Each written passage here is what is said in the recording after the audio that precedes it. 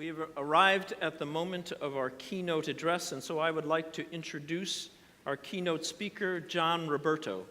John Roberto of Lifelong Faith Associates is the editor of the journal Lifelong Faith, works as a consultant to churches and national organizations, teaches courses, conducts workshops in faith formation, has authored books and program manuals on faith formation. John works on the Vibrant Faith Ministries team as a coordinator of the Faith Formation Learning Exchange Net and a leader of 3-day vision and practice of the 21st Faith Formation Training Program. Yesterday, John led a formation event entitled the Envisioning the Future of Faith Formation in the Lower Susquehanna Synod. I don't know what it is with us for you, John, but we give you the dreaded after lunch spot every time. And yet yesterday you captivated all of us for a long time. And so we felt like we couldn't lose having you do this again. And so we are incredibly grateful that you are with us. John is here to give us our keynote address on faith formation and this issue of how we hunger for the Word. And he has agreed to come back and do multiple workshops with us over the fall time with congregations who have signed up to work with him in that way. And we're really looking forward to that continued work. But today we're really looking forward to hearing from you. Thank you so much for being here. Yeah. Thank you, John. Well, good afternoon. It is the afternoon spot, but it's okay. You're all here. And the most important thing in the little bio that the bishop read that I just have forgotten to put in is that I'm a grandparent. So how many grandparents in the group? Yeah, that's what I thought. Okay. Which reminds me of what a good friend of mine who was a grandparent said recently. And her line was, all those years of being a parent have finally paid off. Now I'm a grandparent, you know. And that's kind of the perspective I'm going to bring to this afternoon. I'd like to share with you what I do in the work of the future of faith formation and the privilege I have of working with churches all across the United States of all denominations who are really envisioning new ways of being engaged in faith formation, faith forming the next generations of Christians. And so I have some slides I'm going to work through, going to tell some stories. I think it's afternoon fare in terms of keeping you engaged and thinking about it. But the lens I'd like you to put on is this. What could the future of faith formation be like in our congregation for all ages, but especially for the newest and the youngest generations? Because I see all kinds of hope as I travel around the country of congregations embracing new ways of doing faith formation. And here you've made it a real priority in the Synod in terms of intentional faith formation. Hopefully today will just kind of inspire you to keep on thinking about other churches are moving that, strengthen what we do, how do we move into the future? And my PowerPoint people are going to move the slides with me, and hopefully we'll be right on track. There's 4 big challenges that every congregation in the United States faces. Big or small, east, midwest, south, north, wherever you find yourself, these are simply the big 4. And you read them in the headlines, you read them in the news. But I want to context what I'm saying about, people ask, why do we need to envision new ways of doing faith formation? And the reason why we need to do that is the world around us has changed. So I always do this at the beginning of a session. I did it yesterday. How many here were born before 1960? Raise your hands. Okay. You can be proud of it, by the way, because the alternative is not a good one. So it's good to be here, all right? If you were born in that world, you were born in my world. I turned 65 in a couple of weeks. And the world that I grew up in, like you, no longer exists. This is the world of my 3-year-old granddaughter, my 3.5-year-old grandson, and especially my 8.5-year-old grandson. It is their world. They navigate it seamlessly. Ever watch a 3-year-old the first time she gets an iPhone to play a little game to keep her busy, and she just knows how to use it instinctively? Or when you present a book to her and she tries to move it with her finger and it doesn't move? And who are you going to call when you need help with the new iPad you got at Christmas time? The 8-year-old grandson. So it's their world. And part of the change that's gone on is that congregations are faced with what I call a massive adaptive challenge. How will we look at the future? And we change because we're changing because the world has changed, and we're changing because our grandchildren are asking us to change for faith formation for them and for everyone. So here's the big four. The first one is, you've noticed that life has become increasingly diverse. Within a decade or decade and a half, there will be no majority ethnic group in the United States. We now have 10 decades of life. People live well into their 90s, even to 100. And that reality of a lifelong and growing in discipleship and faith for an entire lifetime places all kinds of new challenges on all of us here. So we live in a world of lots of diversity. Diversity in family. Families come in all sizes and shapes today. And that presents a huge challenge for congregations because we're faced with how do we respond to the unique needs of all this diversity of families. When I work with congregations, sometimes in the back of their head is this image of mom, dad, and the two kids, and dad goes off to work in the morning and mom stays home. So for the 3 families in the U.S. for which that is now true, but it's become much more diverse. It's become richer, but it's much more diverse, and that's a challenge. Second big one is that new digital technologies are simply reshaping the way life happens. I always share at workshops, there's 3 big things that are happening. How many here have a smartphone? Oh, surprise. Now, I don't mean the dumb phones. That's the flip-top things. Those are gone, all right? So, yeah, you still have one of those. No, don't raise your hand for that. That's not a good thing. How many have a tablet? iPad, tablet? Yeah, okay. And how many have a portable device like a laptop? Not a desktop. Desktops you lug around on a hand cart, all right? So we're all very mobile, which means if in your pocket is a phone right now, you have access to all the world's knowledge in your pocket. Connection to your whole social network. It's funny, old people talking about social networks. Like when I was growing up, if you said, how big is your social network? Of course, I wouldn't have understood what you were talking about.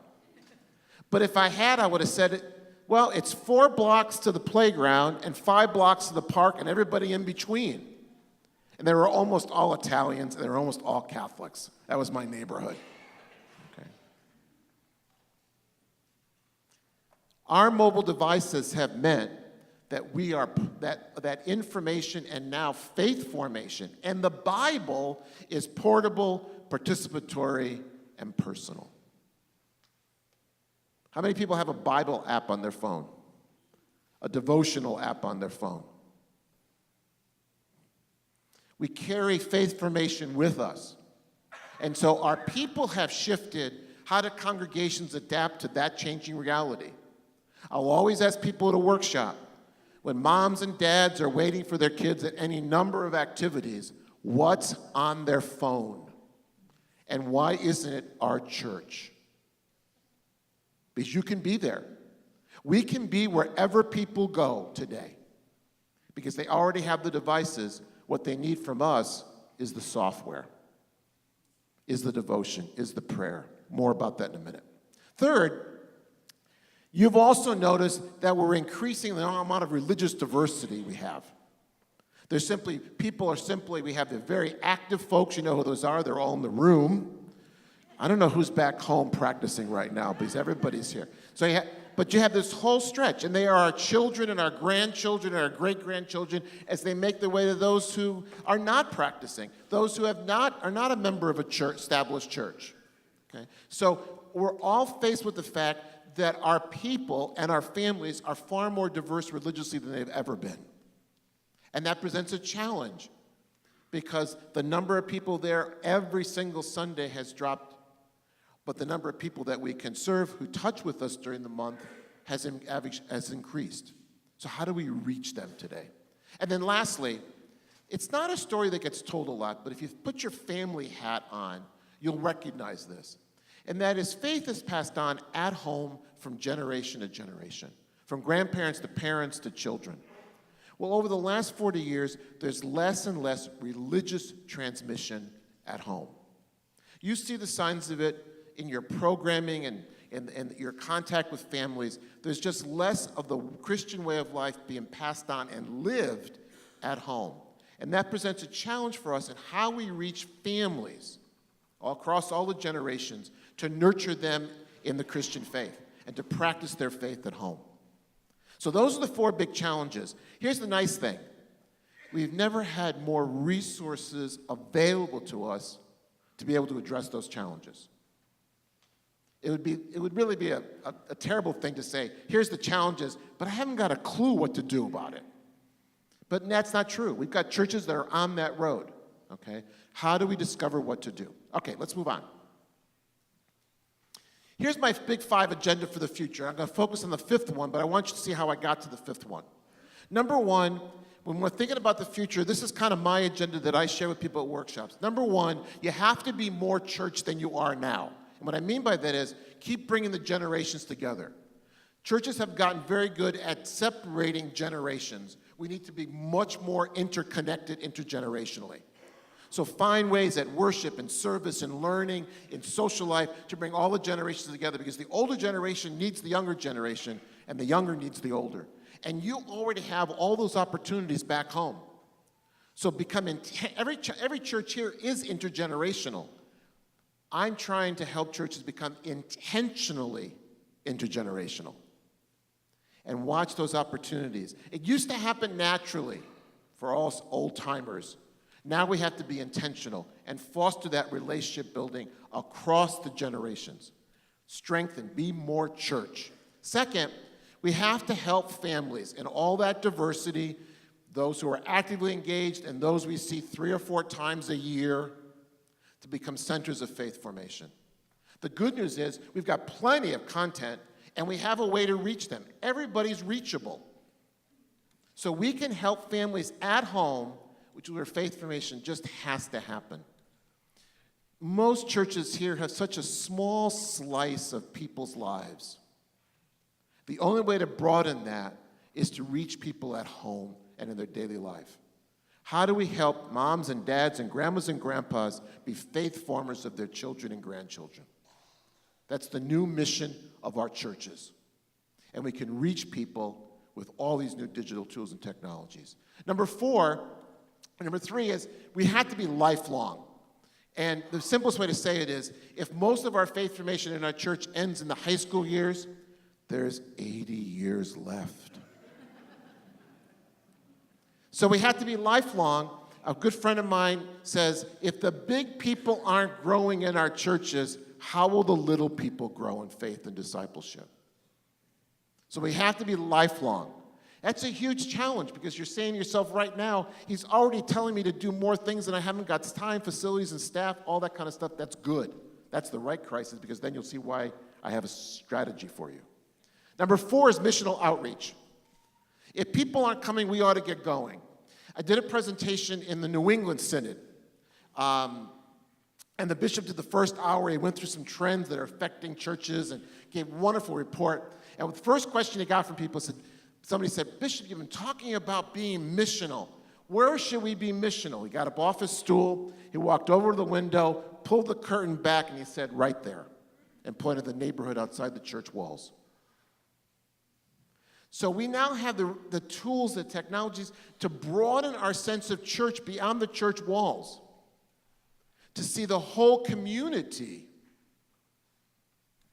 as our mission. Intergenerational, family, all the ages, being missional and outreach into the community. The question you should be asking is, how do you do that in the 21st century? Let's go next. It's about everybody. And so how do I reach this whole group? Let's keep going. This could be where the bishop was looking out the window in New England. It's the whole community that we're reaching. So it's not only all ages, but it's this whole broader missional context. All those people are reachable. Let's move on. How are we going to use the new tools that you have? And that's the work I've been doing. So if you say you're too old, no, you're not. Because you have a congregation that has third graders. And as long as you have third graders, you've been saved. You have younger generations who are natives to this. Some of the best teachers in your congregation are middle school kids. This is their world. They're ready to teach.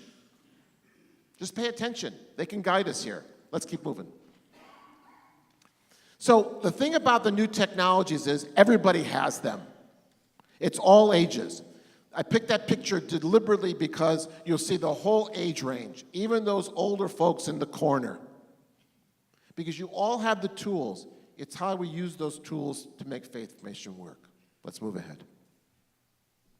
This is a great slide from the Khan Academy. You might be familiar, maybe your own kids or grandkids use the Khan Academy in school. Thousands of videos for all the academic subjects online. And they have this line, whoever you are, wherever you are, you only have to know one thing. You can learn anything. And it's true. And it's true.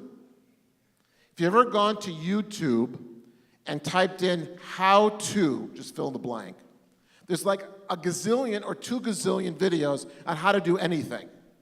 From the house repair, car repair, there's how do you learn how to use Facebook, and they're all put up there by people like us. So you can learn anything. In the faith formation area, the great Bible resources, the great theology resources, the great faith formation resources, all available to you, and most of it is free.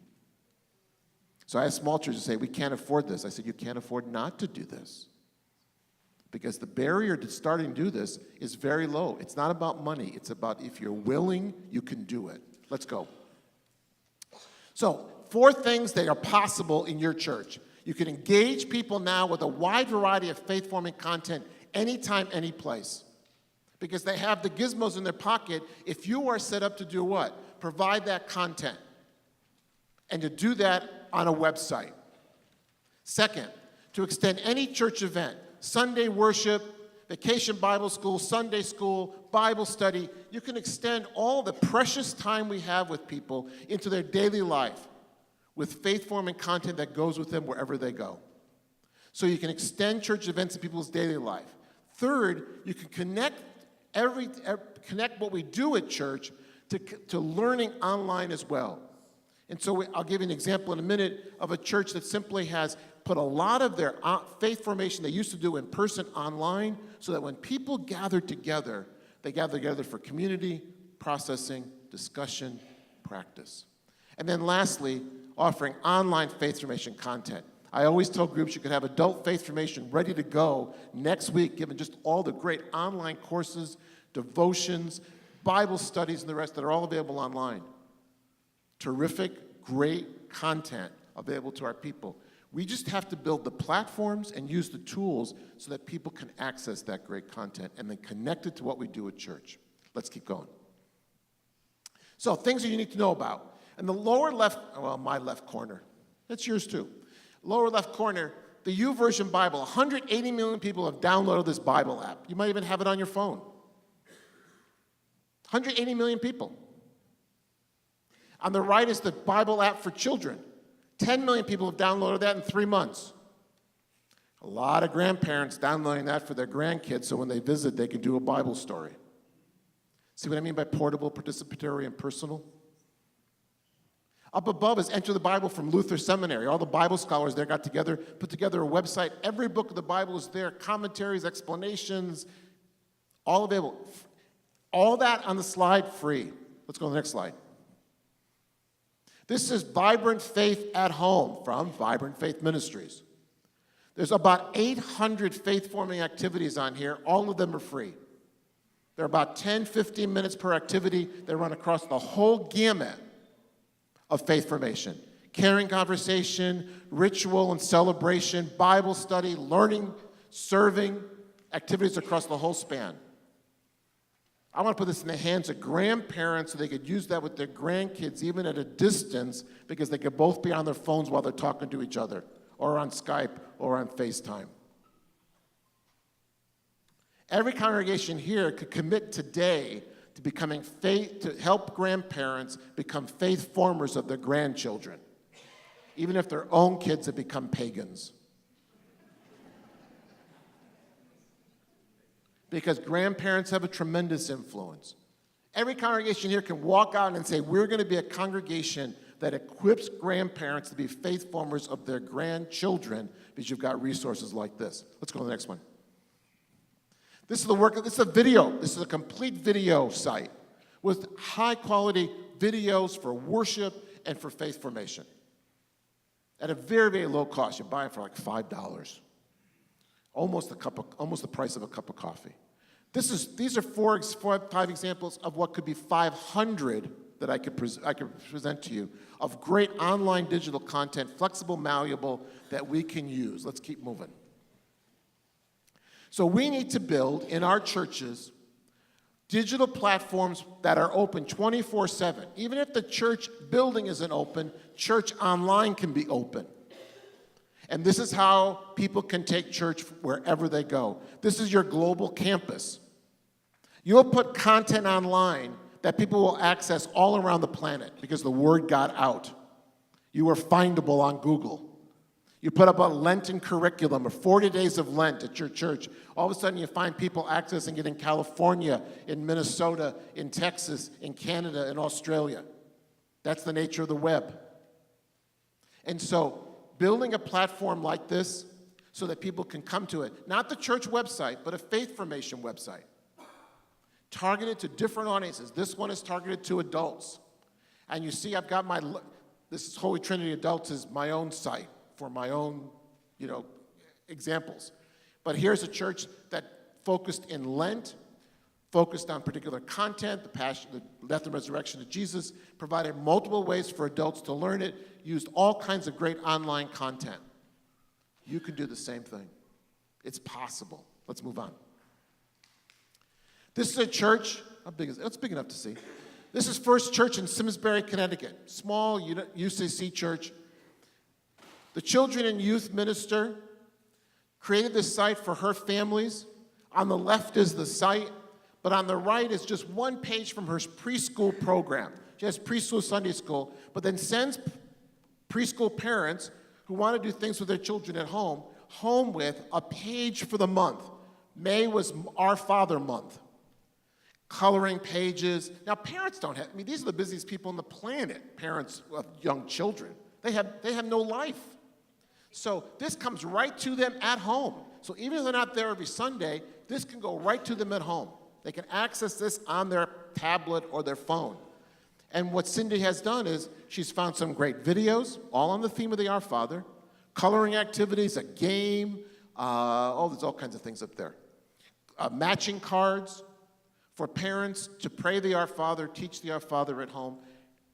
Regardless of where they may be in their own faith journey, they'll do things for their children, and by that process of doing that, they will grow in faith. Let's go to the next one. This is a church in Nebraska. Last week I spoke, it's kind of funny.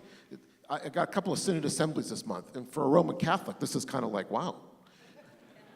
We don't do assemblies, as you might imagine. So you know enough. Okay, all right, little inside joke that we shared. This is a small church in Hardy, Nebraska. It's as small as it sounds. But the pastor took up this challenge. I did a series of workshops back in the fall, back in October, and mother of 3 children, she's the pastor, she created us every Sunday website. So every Sunday, her sermon's online, and then she has activities for families, for teens, and for adults to extend the message at home. So this is my idea. How do you extend it? Well, you build a digital platform, and now she's extending it so that people can learn and go deeper into the message from Sunday, the scripture readings and the sermon. Let's go to the next page. Then she creates this wonderful blog, Family God Time. And she just pulls together activities, she doesn't write them, she pulls together activities that she puts on, one activity per week for families to do at home. So she's taking an existing event where people come together for Sunday school, come together for Sunday worship, and she's setting them forth saying, I'm not going to see you till next Sunday, but I can close the gap from Sunday to Sunday and foster religious transmission at home where faith has to be passed on. I'm going to assist parents and take the burden off. I'll create all this stuff. Just do it. It's just kind of like family homework. Let's go to the next one.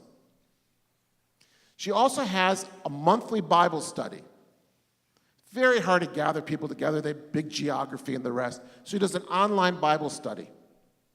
And people can read the scripture, and there's some reflection questions there. If people want to get together to talk about it, she's more than willing to do that. But she also has uses Facebook as part of this and has a discussion on Facebook about the scripture for the month. But only one Bible study per month, not one each week. Just one for the month. And she's thrilled when people are obviously accessing that. This is for adults. Let's go to another example.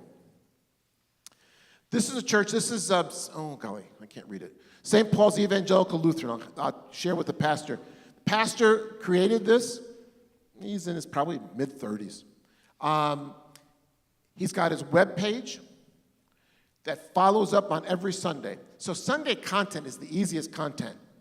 But extending Sunday where you already have people is just terrific. And if they're not there every Sunday, which sometimes a few people aren't, this keeps them connected. The beauty of the digital tools is it's all about connection, keeping people connected, and giving them excuses for doing things together. So he has a website put up, and then to the right is his Facebook page, and that's where the conversation takes place. So he's just using his website and Facebook to engage people more deeply, and there's an activity for each day of the week. Pretty simple stuff when you have the content and the content's available. Let's go to the next one. These are all smaller churches. They're in Nebraska. We're not talking about churches of like 3,000 members with 22 staff. You know, these both examples, the pastor is the staff.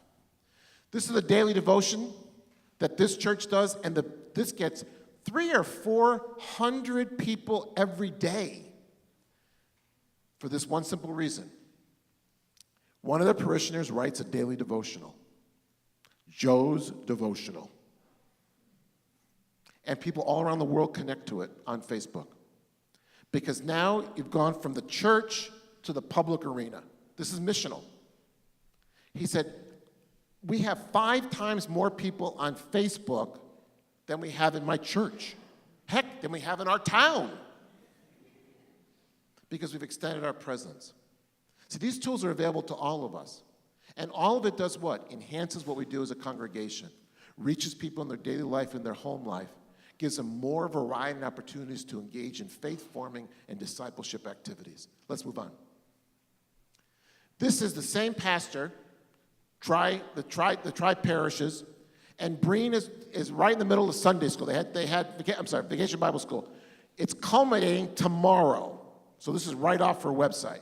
They just did your traditional vacation Bible school, 5 big Bible stories, 5 days. It finished on Friday, but it's not finished. Because this Sunday she's going to introduce how to extend Vacation Bible School.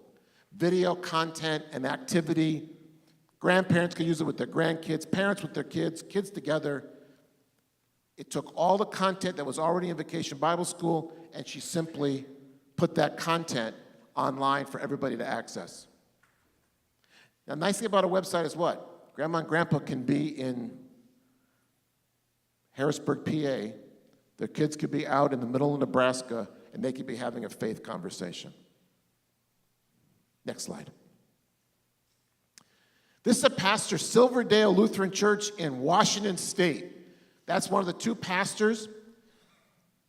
He got tired of his new member Introduction to Christianity program. You have to schedule it, right?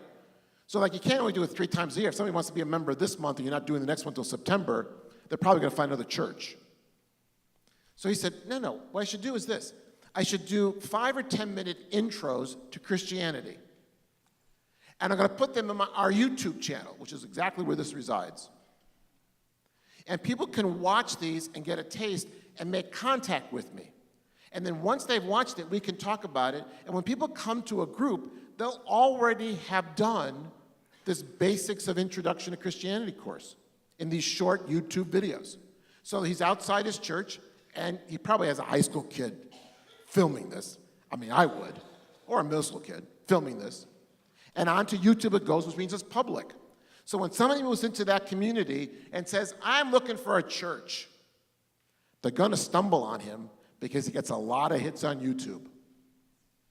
And when they want to know more about Christianity, or they've been away for a little while, a couple decades on sabbatical, or they're bringing their child back to be baptized, but the last time they set foot in the church was when they were confirmed. I know these are exceptional examples, but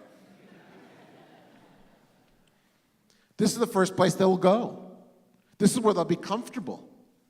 They'll be right at home online. I mean, they're 30-somethings, they're 40-somethings, they're 20-somethings. And they make contact there. He starts building a relationship and connecting with them. Now he can run his new member or introductory class 3 or 4 times a year because he's flipped the program. What he used to do when he gathered, they now do online. When they come together, it's almost like spiritual faith formation. You know, it's what's God doing in your life? What brought you here? How can our church be a church for you? Where are you in your walk with God? It just changes the whole dynamic. He doesn't have to present, this is what Christianity is. They've already seen it. Let's go to the next slide. A couple more examples. This is a great example. A lot of churches are doing this now. The hardest thing to do is get parents together for a parent meeting. You probably all have stories of that. Why? Because parents are the busiest people in the galaxy. If you want to get people out every week, get 65-year-olds to come out. We have nothing to do. But parents have lots to do. So here's an example of a church that actually said, you stay home, we'll bring a parent webinar to you. Prop your feet up, put your big screen TV on with the Wi-Fi, and watch us because we're coming across through Google Plus Hangout. We're going to present these webinars first Wednesdays every month. Just stay home. You know, have a glass of wine, have a cold beer. Relax, we're coming to you. Presenters present. Parish person, church person moderates it. It's available, and of course you record it so you could watch it. If you missed the time, you could watch it anytime you want. We're going to do more and more of this kind of programming in the future, like tomorrow, because that's the way we're going to reach people where they live. And of course, what I would do after these 4 big events, the 5th one would be come to church for a babysitting provided parent dinner and talk about our experiences this past 3 or 4 weeks, 3 or 4 months. So you combine the gathered and the online. It's all one big faith formation. Let's move on. This is a church that developed because they had such a hard time getting confirmation kids come regularly. I know you don't have that problem, but other churches do out there, of getting regular participation. So they said, look, it's going to be a self-study program. There's 7 big sessions you're going to do. You're going to do that online on your schedule. We're going to have some small groups that you'll connect with. And then once a month, we'll gather to talk about what you experienced. So 1 session per month on your own, small group discussion online, and then come together once a month to gather. And everything is being done in their online platform. Sometimes it's videos to watch, sometimes something to read, sometimes it's an activity. But they flip the program. You actually do the program online at your own pace, and then you focus in on coming once, and the attendance has simply gone through. They get 100% because you focus their time. Even the busiest kids can find 1 night a month. Okay, let's move on. This is an example of one of their sessions. So there's always a video piece, an activity piece, a do something piece. Let's move on. I want to end with this piece. So you see lots of examples. This is just, 1% of the examples from churches that are doing what? They're making the intergenerational important. They're trying to reach families of faith formation. They want to reach all the ages. And they realize that unless they use these new technologies, building websites that focus people that are always open, use these new tools, connect with Facebook so people can interact with each other, that they have all these new ways to connect with people. And it's all relationship building. It's all outreach. And it broadens our sense of church. So I'll work with really small churches sometimes. And they'll say, we have no kids at church. I said, do you have any kids in the neighborhood? Oh, yeah, we have kids in the neighborhood. Then they're part of your church.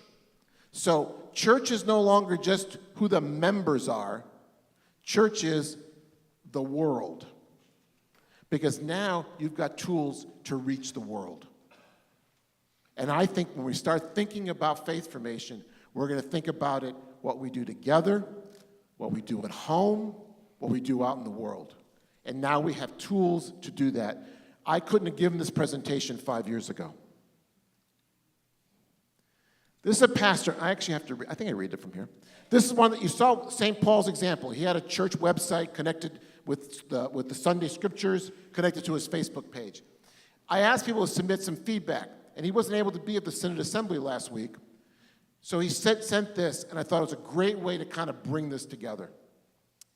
This is a 4-month pilot he did, January to May, 4-month pilot. He said, we've seen people respond well to our expanded online ministry. The new website, which you just saw, has generated much more traffic than our previous one, as much as 100 times more each month. And like, that's a real number. Leading people to learn more about our congregation and increasing the number of first-time worshipers and folks who have returned after extended absences. That was very polite. They've been gone for 2 decades. Okay. Members and non-members alike have expressed their appreciation. Members and non-members. We're going to change our language, by the way. People, some of whom come regularly, some of whom are watching, have expressed their appreciation for the ability to access Sunday sermons when they are unable to attend, for the daily text recommendations that connect them to Scripture between Sundays. And that's right on his website with links to those.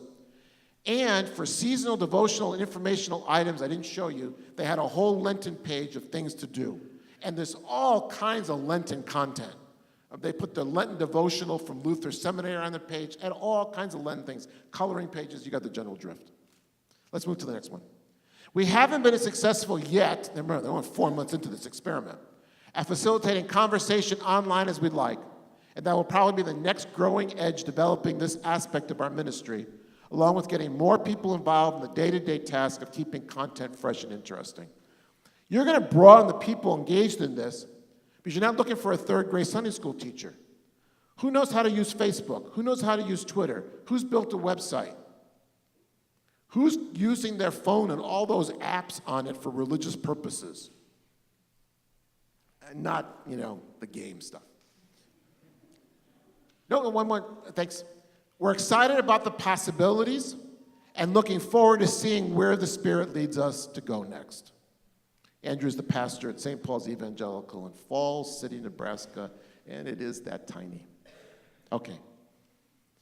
Last words. Why are we doing this? It's really, really pretty simple. All the methods are changing because the world is changing, but our mission is not changing. What Jesus says at the end of the Gospel of Matthew, go make disciples, was as true then as it is today. Our job is discipleship making. Our job is lifelong faith growth, from the youngest to the oldest. We now need new methods to help us get there.